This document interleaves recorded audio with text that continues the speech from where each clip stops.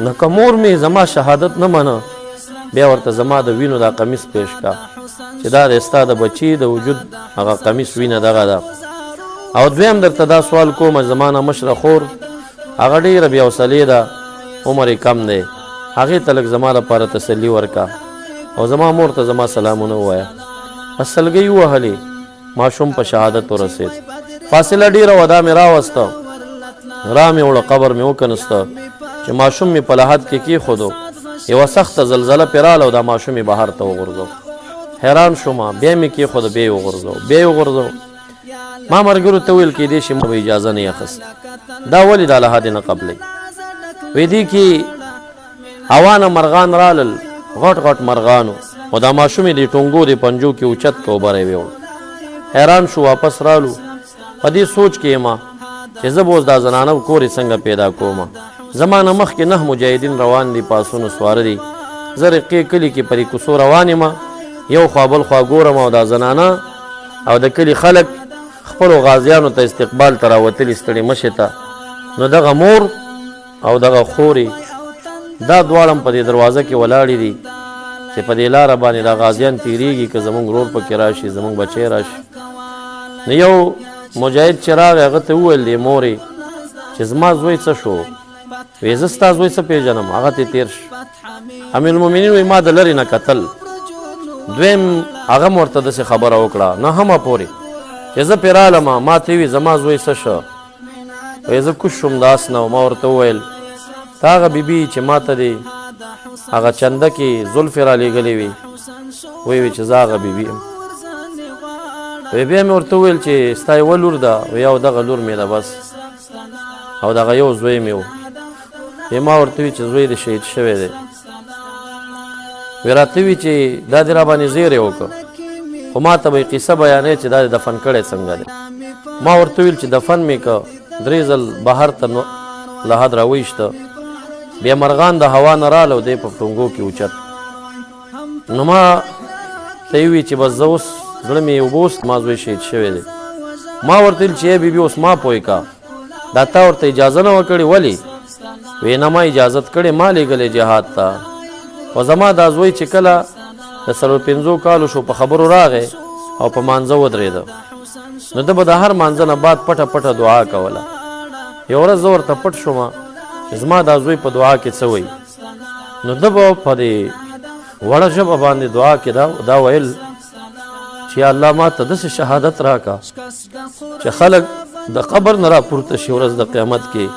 خو زه د مرغانو د ججورو نه راغونډ شم. نو هر مانځه کې به یې دا دعا کوله چې خدای د شهادت راکړه چې زه د مرغانو د ججورو نه راغونډ شم. نو چې تا وویل چې مرغانو اوچت که نو زه پوه شوم د دعا قبوله ده او دی شهید شوی دی. چې بیا مې ورته په وینو قمیص وړاندې که مور یې راواخېسته او ښکلي او دې خواته یې هغه خور چې وه هغه بې احتیاطه هغه بې اختیاره شوه او شهقت شهقة شدیدة وخرت مخشیة علیها یوه سخته چغه یې د خولې نه لاړه او بېهوشه راپرېوت. وایي چې راپرېوته دې مورې د خپله لور د خپې نه ونیوه او را یې ښکله دننه دروازه یې رابنده کړه. زه بار ودرېدم چې مور یې د خپله لور وخوځوله لور یې وفات شوې وه. د لور سر ته کېناسته او ما دې دیوال کې غوږ ایښی دی دروازې سره او وایم چې کاش کې اوس دې دروازه کولو کړی وی چې ما لږ امداد ورکړی وی او د دې لور په دفن کې مې کومک ورسره کړی وی. وایي لور د مور سر ته کېناسته او دعا یې شروع کړه چې الله پلار مې هم شهید شو ورور مې هم شهید شو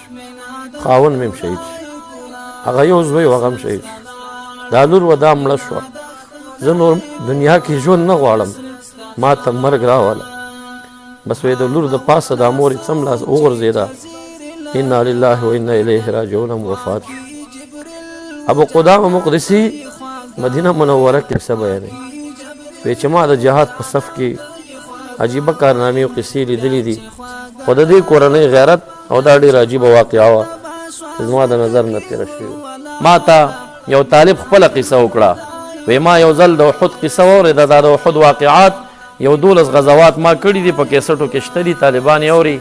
نو هغه وی چې ما دا واورېده د احد غزا نو ډېر زیات مې ورته وژړل او بیا مې د زړه کې دا رالل که زه دغه میدان کې وی نو ما به ډېره قرباني ورکړې وی. طالب ما ته کیسه کوله او وی چې د شپې وده شومه خوب ګورمه داسې یو چړۍ ده په دې چړۍ باندې بیفور ګاډی دی او په دې کې نبي اکرم صلی الله علیه وسلم مخکې سیټ کې دی او دې شاته کې 2 صحابه دي یو ورسره زه یم مونږ باډي ګاټان یو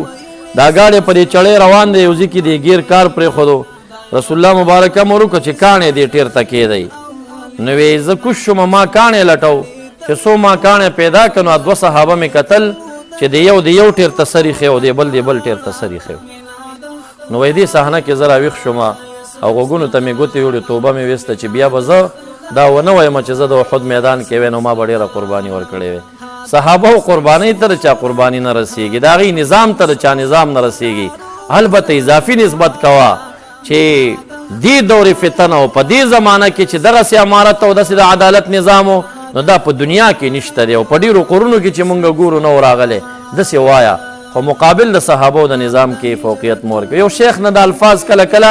د یو چا په هغه محبت کې مبالغه کیږي خو ټیم سره ماته د الفاظو خوند رانه که تاسو د دې عدالت ته ګورئ چې کله اعتراض پې کیږي حضرت سعید بن عامر رضی الله تعالی عنہ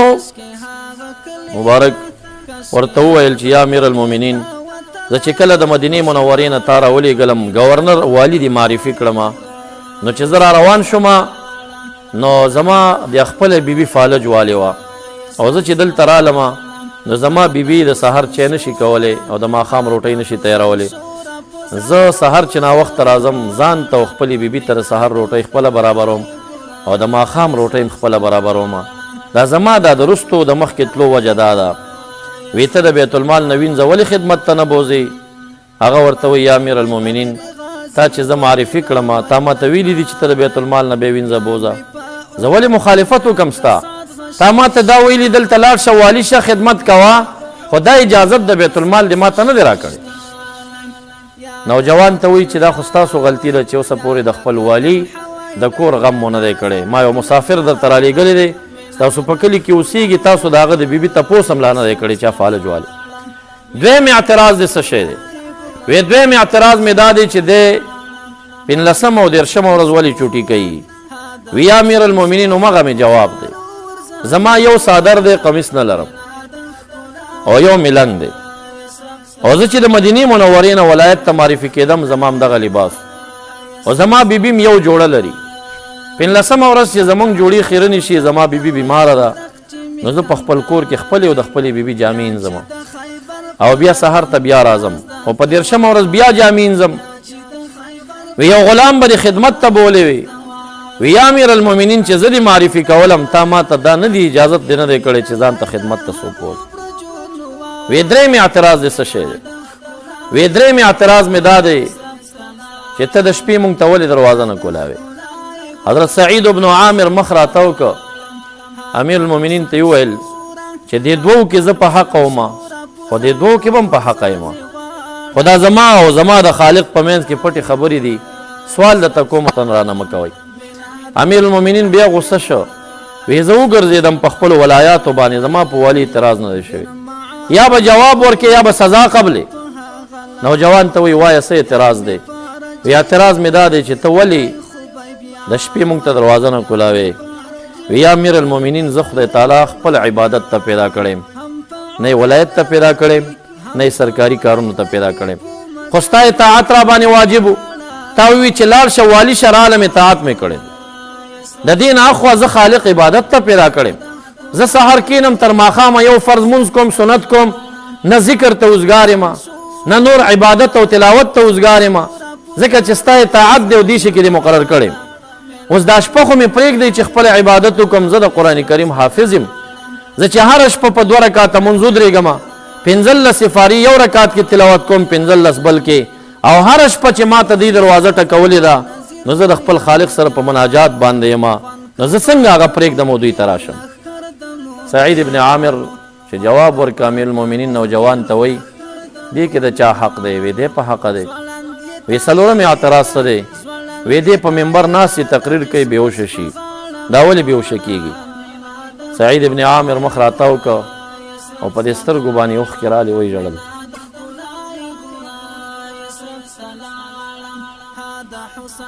او به ویل چې یا امیر المؤمنین خو چې دې دریو کې په حق ایم دې کې هم په حق ایم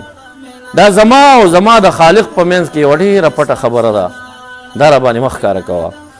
وی نه پاسېږه جواب به کې چې زما په عدالت دا ختم شي نوجوانه وایه وی تا باندې بیهوشي ولې راځي وی یا امیر المؤمنین زما قصه واوره یو ورځ زه مشرک ومه مکه معظمه کې اوسېدم دا هغه صحنه وه چې حضرت عاصم رضی الله تعالی عنه د لسو ملګرو سره نبی اکرم صلی الله علیه وسلم په سریه ولېږي په یو ځای کې کافران 226 کې تراتاو شول دی ډیرکۍ غونډۍ ته پورته شو جهاد شروع شو دا اووه کسان شهیدان شو دا درې تسلیم شو په دې دریو کې دا یو دوی رستو شهید که دوه پاتې شو حضرت زید ابن دسنته او حضرت خبیب دی مکې معظمې ته راوستل هغلته د بدر میدان کې حضرت خبیب یو کافر وژلی و د هغه بچو واخیسته چې مونږ یې د